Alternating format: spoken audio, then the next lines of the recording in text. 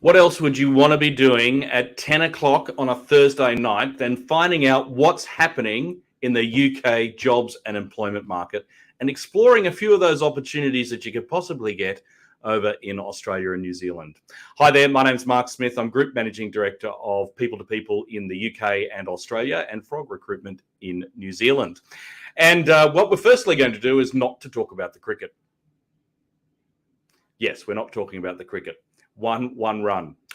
But we've got a jam-packed broadcast for you today. We're only going to spend 10 minutes, and we're going to be an intense 10 minutes where we're going to talk about our weekly specific employment stat for the UK. We've got jobs in the UK, a temp job, a permanent job. We've got opportunities in New Zealand and Australia to discuss. And of course, we've got the Twitter poll from last week where we ask, has your employer introduced incentives for you to move back to the office? And we'll find out what the results of that were last week as well. And we've got a guest consultant, a flashback from P2P Live in Australia last week, where we talked about what's changed in the legal market in Sydney and Melbourne. So if you're a working holiday maker and you're a legal assistant, you've got legal experience, you think, well, what's the market like in Australia? Stay tuned for that one as well. Anyway, let's get into it with this week's numbers.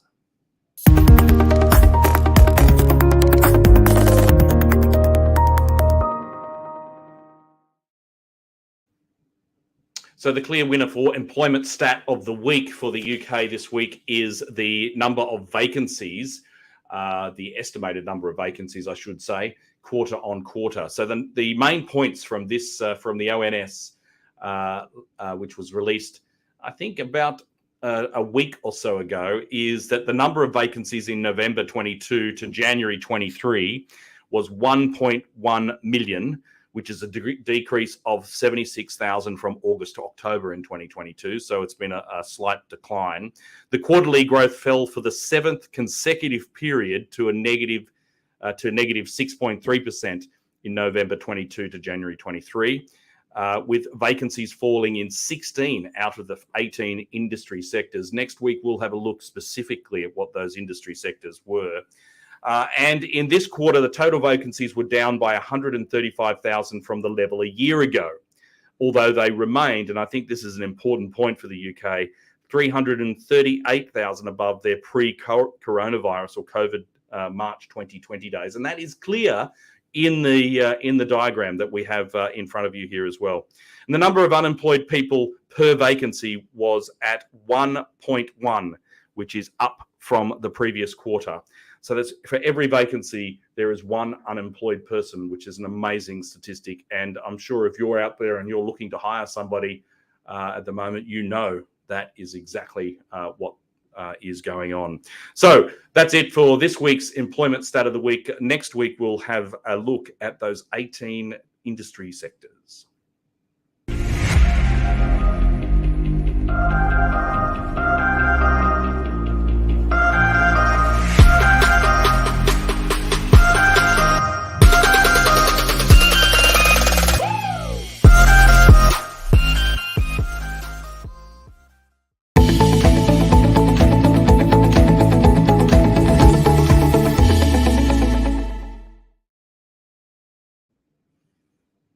Right, the hot jobs of the week in the UK for People to People. We've got a medical receptionist position in London, in the southeast. It's a temp job, paying 13 to 18 pounds per hour, where you'll be meeting and greeting customers and patients, managing bookings, providing patients with the relevant booking details. It's a busy practice, so you need to have previous exposure to the medical industry and obviously be personable and keen to learn. Hannah Scanlon is the consultant you need to speak to in our London office.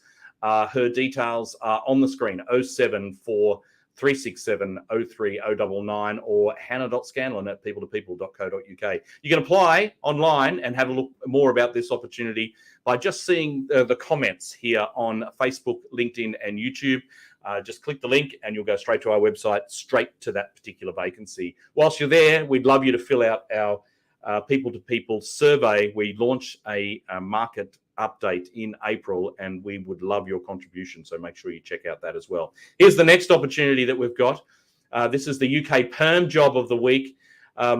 It's not really in the UK though, so it's in Dublin.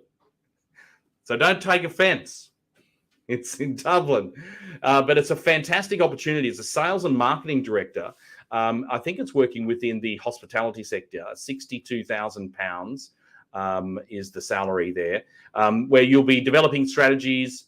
You'll be working with senior colleagues to ensure the budget is accurate for the marketing team, and you need to have or be passionate and enthusiastic about the hospitality sector to be the sales and marketing director here.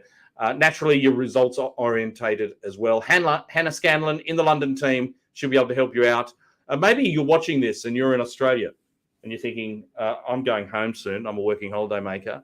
And if you're Irish and you're going home and you're a sales and marketing director, this is the opportunity for you. We also have, I know that we've got 3 or 4 different vacancies in in Dublin at the moment. So if you're Irish and you're a working holiday maker looking to go back to either Ireland or the UK, make sure you get in touch with us. Hannah's details there, hannah.scanlon@peopleto-people.co.uk. A link to this particular job in the comments there as well. Talking about working holidays, check this out.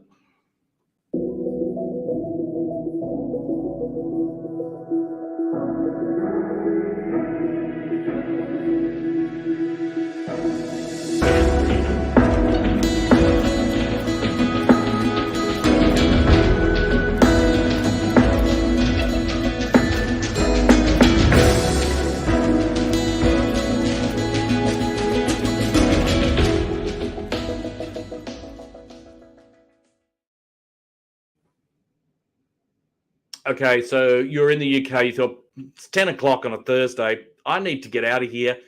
Here's an opportunity in New Zealand for you. It's paying $22 to $23 per hour. Working holiday makers are encouraged to apply for this one. Isha is our consultant in frog recruitment in our Auckland team. She's the best person to speak to. What you'll be doing here is meeting and helping individuals sign up to the company's app and trading platform for this particular team. And you'll be supporting the team with ad hoc and administrative tasks starting as soon as possible. So if maybe you're at Heathrow waiting to get that plane, and when you land in 2 days' time, Isha's got the job for you. Apply in the comments. You can see it there. The next opportunity that we have is one in Australia. It's a customer service coordinator, and we've got a video for this one, so let's check that out.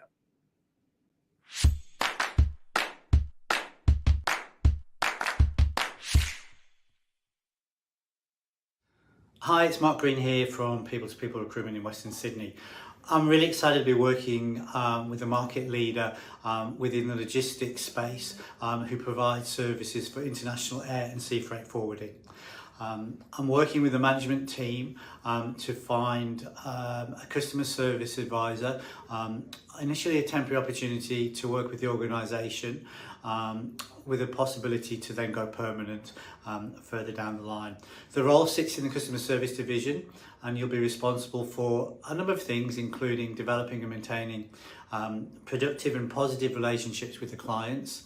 You'll act as a liaison between the sales, the operations and the account management team for customer service in regard to such things as account queries, providing regular updates to the client, around shipment information, order statuses, dealing with any complaints or any queries, and monitoring any ongoing claims and invoice querying as well. There'll be other ad hoc customer service duties as well. So I'm looking for somebody who has excellent customer service experience, great communication skills, both verbally and written. There'll be a lot of email communication as well. Knowledge and experience of air and sea freight operations is desirable, but definitely some logistics experience would be great. And strong Excel, there'll be a lot of reporting on Excel, so experience of using VLOOKUPs. It's paying $32 to $35 an hour plus super. It's an initial 6-month commitment with a view to possibly going permanent, and it's for an immediate start. It's based in the Yennora area, so if you want to find out more, get in contact with me on the details below. Thank you.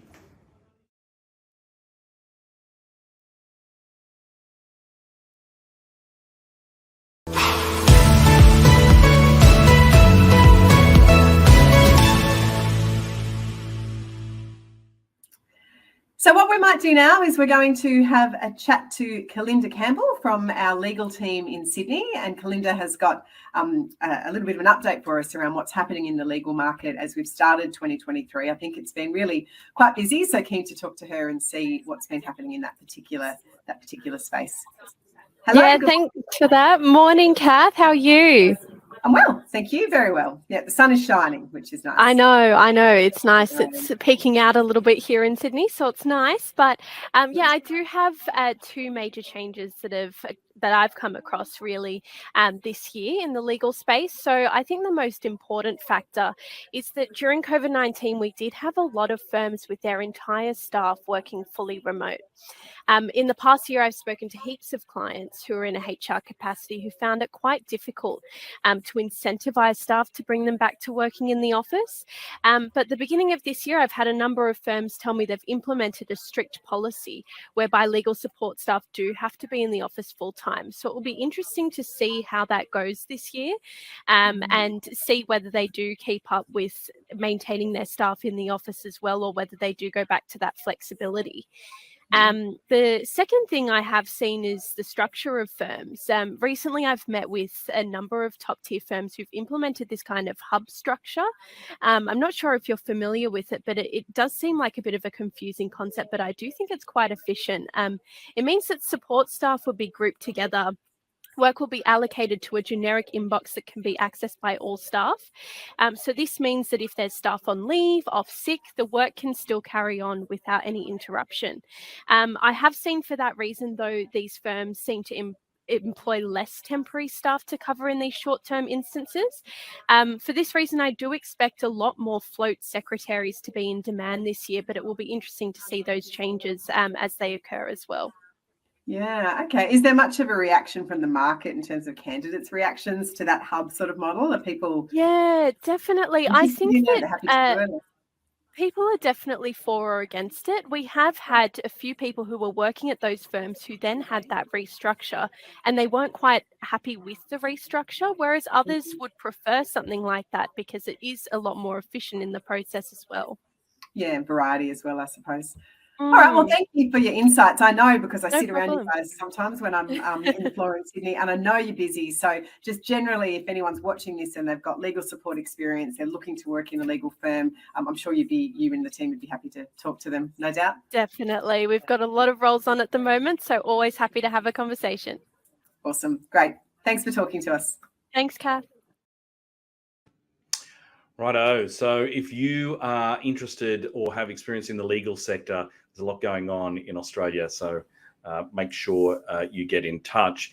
If you are in London and you're thinking, well, I'm in a law firm in London, I want to stay in London, our London team also can help you out with securing that next legal assistant position or legal support role. Get in touch and talk to one of our consultants in the London team. Right, it's that time of the broadcast where we need to have a look at the results of last week's Twitter or social media poll, because it's actually Twitter and LinkedIn, really. So you can see here, this is the results from last week. The question we asked, over the last few years, has your employer introduced incentives to work more days in the office? Hashtag P2P Live UK if you wanted to find it online. And the results were really interesting. 62% said, nah, no, we haven't, not interested, not doing it. 62% are not introducing incentives to return to have more work in the office. But then you flip that over, yes, and I'm in the office more. So a solid 10%. So if you're an employer and you're thinking, oh, we really need to get people back into the office, there are incentives that work and you can get a 10% change there. But there's also the counteractive, which is that although they've put the incentives in, 16% have not changed their behaviour as well. So what do you think? Have your say. Jump online and put more comments against our survey, but they're the final results that came through. Here's this week's question. With the recent boost in in popularity of OpenAI, are you worried that ChatGPT could make your role redundant? It's a very hot topic at the moment. It's a bit trendy. Yes, I'm worried about ChatGPT. No, I'm not, or I'm not really sure. But also you can put your comments on there as well. Have your say. The link to @people2people Recruitment on Twitter and on LinkedIn is in the comments there. Jump on and we'll share the results with you again next week. That's it, everybody. It's 10. It's 10 o'clock. It's after 10 on a Thursday night. It's time to get some sleep. Or maybe you can dream about that next career opportunity in the UK, Australia, and New Zealand. Anyway, we'll talk about it all again next week, Thursday at 10 p.m. We'll see you then.